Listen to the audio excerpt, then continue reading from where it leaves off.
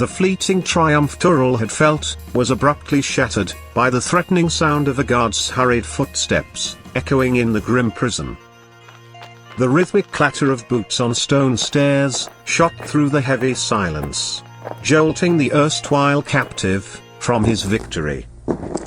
From the darkened staircase emerged a figure wielding a spear, its silhouette stark against the dim light from the braziers. Time had become his most formidable enemy. The young rebel knew he could not afford to unlock the second shackle. He steeled himself, his gaze narrowing on the incoming threat. Swiftly, he rose from kneeling and pushed through the cage door.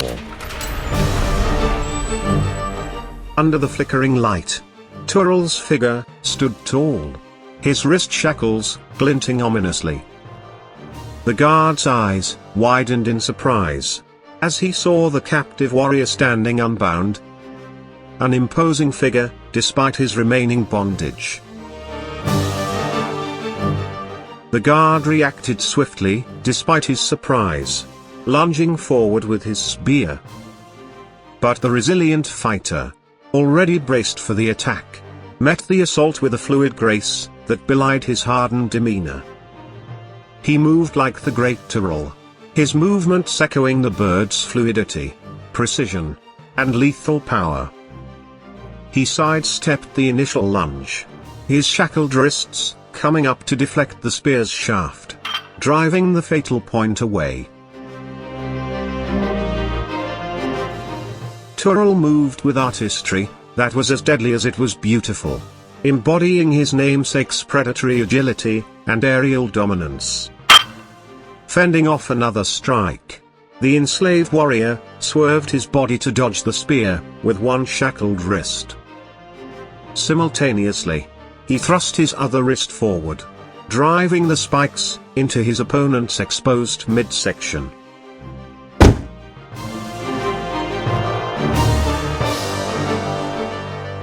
The guard howled in pain, stumbling backwards, his spear falling from his slackened grip.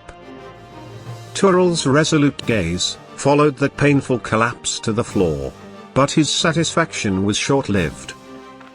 His ears picked up the threatening drum of another set of armored boots, growing steadily louder. Turning to the opposite staircase, the muscular prisoner braced himself for the next challenge. Out of the gloom emerged the second guard, his face a hardened mask of shock and anger at the sight of the fallen comrade. He let out a guttural roar, his grip tightening around the shaft of his spear as he charged towards the escaping captive.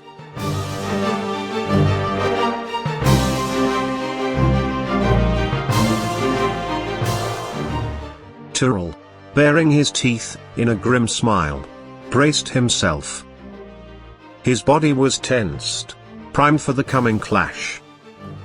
His blood was aflame, a tempestuous sea of rebellion against the chains that sought to bind him.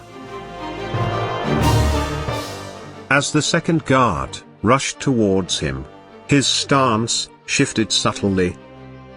The weight he had borne on his shoulders in slavery, the strength etched into his muscles through grueling labor, coalesced into a single focused point of power. Like a mirage, the muscle-bound hero danced aside from the guard's brutal spear thrust, turning a potential hit into a whiff of air. His shackled wrists clashed against the spear, the metallic clang echoing through the chamber. He utilized the shackles as extensions of his arms, turning them into improvised weapons. The spike-triced shackles collided with the guard's arm, drawing a sharp cry of pain.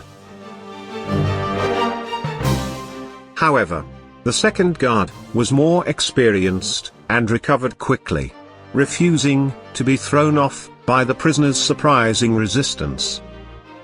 He retaliated with a series of vicious jabs, each attack intended to bring the rebel to his knees.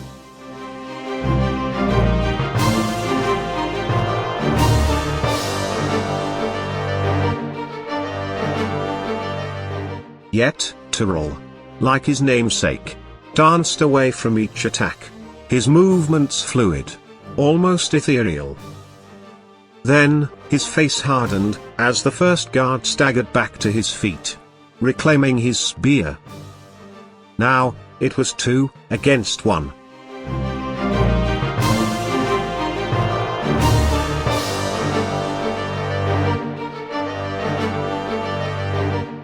The young rebel's eyes flashed with a fierce light as he faced his opponents.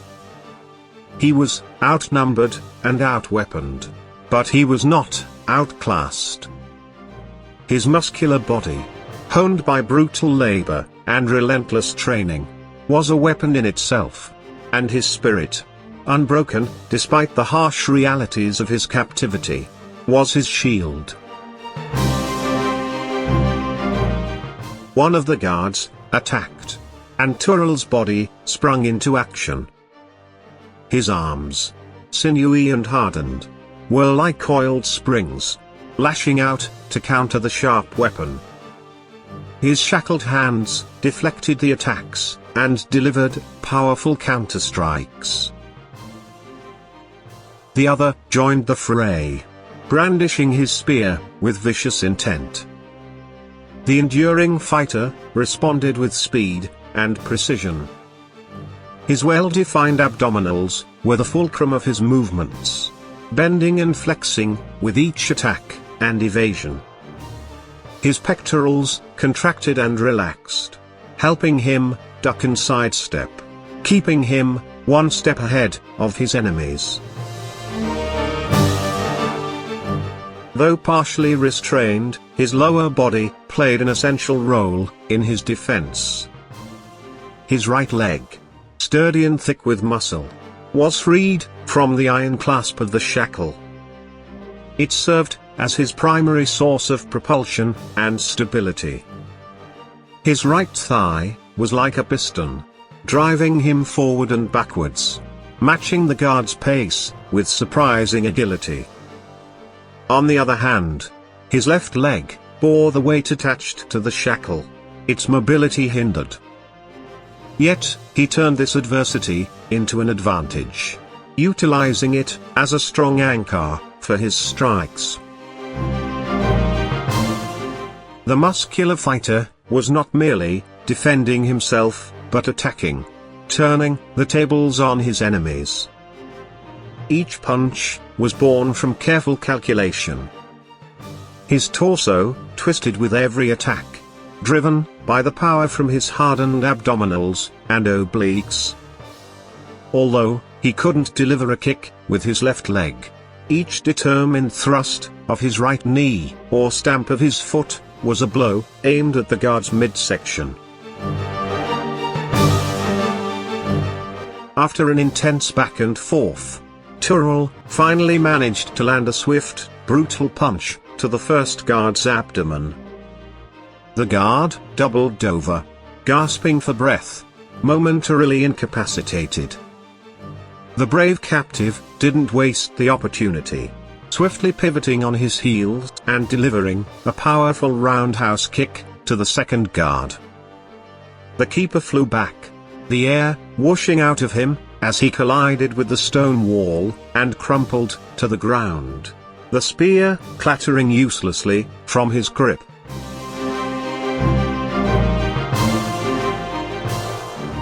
The young rebel stood tall, panting heavily, but victorious, his gaze sweeping over the fallen guards. His muscles hummed with tension and exertion. He overcame the guards, with his bare hands, and quick thinking. But his fleeting moment of triumph was interrupted by the creak of the cage door.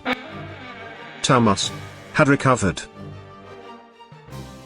The overseer's massive form towered over his opponent, a monolith of muscle and cruelty.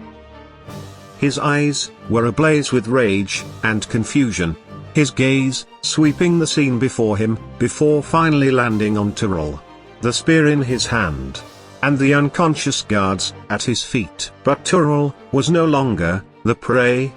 He was the predator. He had been under Thomas's boot for too long, a toy for the overseer's cruelty. With a smile, the branded survivor braced his feet, the spear held firmly in his shackled hands. He allowed Thomas to get closer, close enough for the overseer to believe he had the upper hand. Then, like an eagle swooping down on its prey, the handsome fighter attacked. He lunged forward, his spear flashing in the dim light as it aimed for Thomas. The overseer, taken aback by the sudden offensive, stumbled to evade. But Turul was fast, his movements fueled by years of pent-up frustration and anger. In this dance of death, Turul was the predator, and Thomas was his prey. The young rebel knew that the tide of battle could turn in a moment, especially with a monster like this. But this time, it was his turn to instill fear.